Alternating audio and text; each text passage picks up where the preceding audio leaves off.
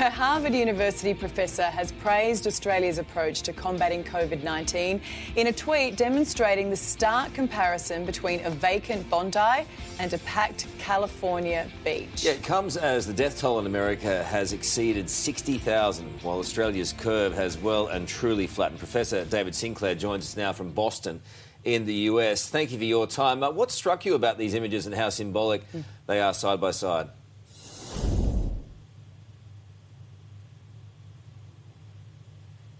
I've lived in both countries. I spent the first half of my life in Australia and then I moved to the US.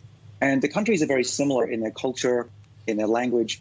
But what I'm seeing is that the Americans over here, they really don't like to be told what to do by government. And there's so many different messages from local and state and federal government that they're just confused and they're just going about life as usual in many states, including California, as you can see here.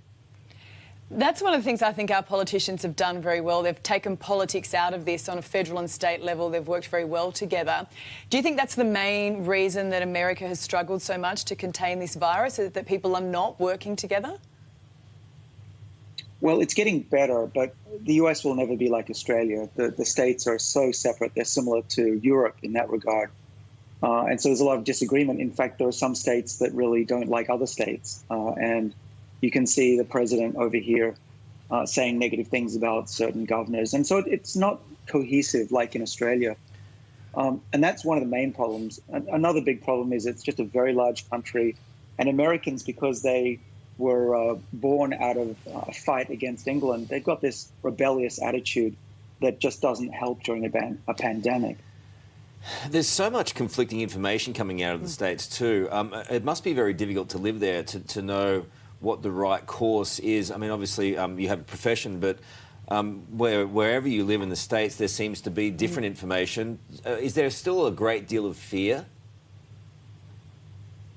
Well, it's fear mixed with anger now. There's a lot of people here and see on social media saying, we're done with this, let's just get out. Look at Sweden, they're getting away with it, let's just be done with it.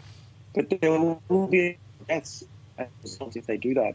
And so I'm spending my time trying to educate America and the world about the consequences of going out just now as we're starting over here to get things under control. Well, I mean, we hope, as these pictures we're looking at where people are out and about, they're in big groups, we hope there isn't a second wave of coronavirus in your country and that death rate doesn't rise too much further. Professor, thank you for your time this morning. We appreciate it.